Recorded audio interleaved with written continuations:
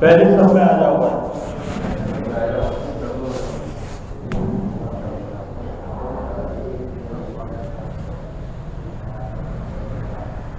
احمدہ و نصلی علی رسول الکریم، اما بعد۔ جمعہ کے دن مسجدوں میں 2 اذانیں ہوتی ہیں۔ پہلی اذان سے پہلے آ جاوے وہ تو بہت زیادہ سعادت والا ہے، لیکن اللہ نے اتنی مہلت دی ہے کہ جو کم سے کم دوسری اذان سے پہلے بھی آ جاوے تو فرشتے باہر کھڑے ہوتے ہیں اور رجسٹر میں ان کا نام آ جاتا ہے۔ جیسے دنیا کا بھی دستور ہے کہ کسی فیکٹری کی گھنٹی بجے اس کے پہلے نوکر آوے، اپنا انگوٹھا ڈالے اور اس کی حاضری لکھی جاتی ہے۔ اسکولوں میں بھی یہ رواج ہے، مدارس میں بھی یہ رواج ہے کہ گھنٹی سے پہلے داخل ہو جاؤ، نہیں تو پھر استاد کی پھٹکار کا، باس کی پھٹکار کا تم ذریعہ بنو گے۔ آج کا میرا عنوان تھوڑا سخت ہے، اور ہم سب کہتے ہیں کیا کرے، ہماری عورتیں نہیں مانتی، ہمارے بچے نہیں مانتے، ہم جانے انجانے میں شیطان کو دعوت دے بیٹھتے ہیں، جانے انجانے میں۔ اللہ تبارک تعالیٰ نے قرآن میں فضول خرچی کرنے والوں کو شیطان کا بھائی بتایا ہے۔ اس سے پہلے ایک بات بتا دوں کہ دنیا میں سب لوگ بھلا چاہتے ہیں، خیر چاہتے ہیں۔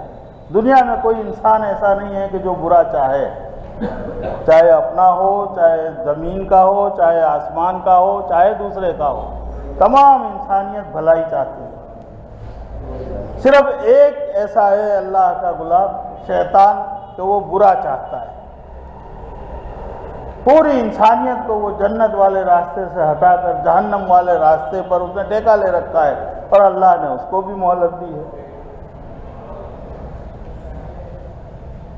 لیکن انسان جب اپنے نفس پر قابو پا لیتا ہے تو وہ شیطان کے ورغلے سے بچ جاتا ہے، شیطان کے چکر سے بچ جاتا ہے۔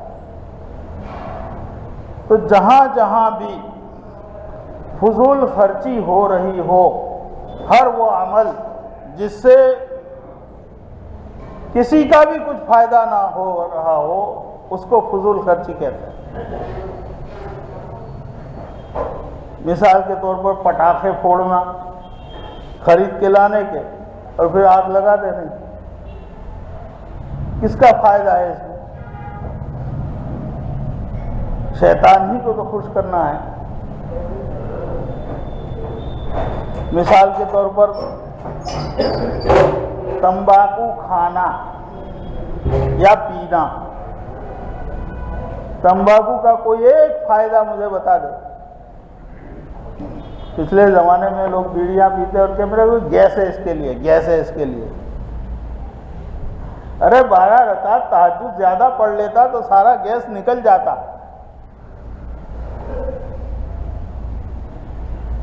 نوافل پڑھنی پڑے گیس نکالنے کے لیے، گیس کے لیے تمباکو نہیں ہے۔ تمباکو کے اتنے نقصان کہ ابھی 200 سال پہلے تک کی کتابوں میں لکھا ہے کہ تمباکو حرام، جیسا کہ شراب حرام ہے، ہر وہ نشے کی چیز سب حرام ہے۔ اور پچھلے 2-4 جمعہ پہلے میں نے یہ بھی کہا کہ مال کی زیادتی یہ بھی نشہ ہے، تو وہ بھی تو حرام ہوا۔ عزت کی زیادتی یہ بھی نشہ ہے۔ آدمی تھوڑا سا بڑا بن جاتا ہے، کبر آ جاتا ہے اس کے اندر، نشہ، پھر ہر ایک کو حقیر سمجھنے لگتا ہے، اور اس نشے میں وہ پتہ نہیں کیا کیا کر بیٹھتا ہے۔ تو مجھے پہچانتا نہیں میں کون ہوں، یہ لفظ ہی ایسا ہے کہ اس کے اندر میں کبر ہے۔ بھائی ہم اللہ کے بندے ہیں، اللہ نے ہمیں اپنا یہ مال بھی دیا، جسم بھی دیا، جان بھی دی۔ کس نے دی؟ اللہ نے دی۔ کوئی اب کسی غلام کو خرید بھی نہیں سکتا۔ دنیا میں اللہ نے اتنا اچھا ماحول پیدا کیا ہے۔ پہلے تو غلام خریدے جاتے تھے، انسان خریدے جاتے تھے، باندیاں خریدی جاتی تھی۔ اب وہ نظام بھی ختم کر دیا اللہ نے، اس لیے ختم کیا کہ قیامت قریب ہے اور اللہ خود چاہتا ہے کہ تم جہنم والے راستے سے ہٹ کر جنت والے راستے پر پڑ جاؤ۔ ابھی آگے ایک تہوار آنے والا ہے جس کو اترایان کہتے ہیں۔ اترایان، اتران نہیں ہے، وہ اترایان ہے۔ میں اس کی حقیقت بھی بتلاؤں گا اور کہاں کہاں فضول خرچی ہے وہ بھی بتلاؤں گا۔ یہ سورج کے ارد گرد ہماری زمین گھومتی ہے، 360 دن میں ایک چکر پورا ہوتا ہے، اور ہماری زمین اپنی دھری، اپنی جو مین چیز ہے اس پر بھی گھومتی ہے، تو 24 گھنٹے پورے ہوتے ہیں سورج کے سامنے۔ اب یہ 14 جنوری جو ہے اس دن کیا ہوتا ہے وہ میں سمجھا دوں آپ کو۔ تھوڑا سا وہ اپنے اس کے اوپر گھومتے گھومتے اور یوں سورج کا چکر کاٹتے کاٹتے وہ تھوڑا سا سورج کے قریب آتا ہے۔ اب سلیٹ اور پین لے کر بیٹھنا، بیچ میں ایک نقطہ لگانا، اور جس طرح سورج گھومتا ہے پورا سرکولر نہیں ہے، پر ولے جس کو بولتے ہیں، وہ اس طرح گھومتا ہے سورج، یا زمین گھومتی ہے، کیا گھومتا ہے ہمیں معلوم بھی نہیں ہے، یہ تو سائنسدانوں کی تحقیق ہے۔ تو وہ اس وقت تھوڑا سا قریب آتا ہے۔ اتنے بڑے سورج کا اور زمین کا، کرۂ ارض کا، جس کو پرتھوی کا گولا کہتے ہیں، تھوڑا سی قربت کے ملنے سے انسان کے جسم پر اس کا اثر ہوتا ہے، اس کا ہاضمہ خراب ہوتا ہے۔ تو اس وقت اس کے ہاضمے کو، معدے کو طاقت دینے کے لیے پرانے ویدوں میں بھی یہ ہے، کتابوں میں لکھا ہے، جیسا کہ ہم بھی سیالہ کھاتے ہیں، گوند کے پاؤ، لڈو نے، میتھی کے لڈو نے، اسالیہ نے، لسان، یہ سب کیوں عام ہوا اس دنوں میں؟ تاکہ ہمارا معدہ قوی ہو جائے۔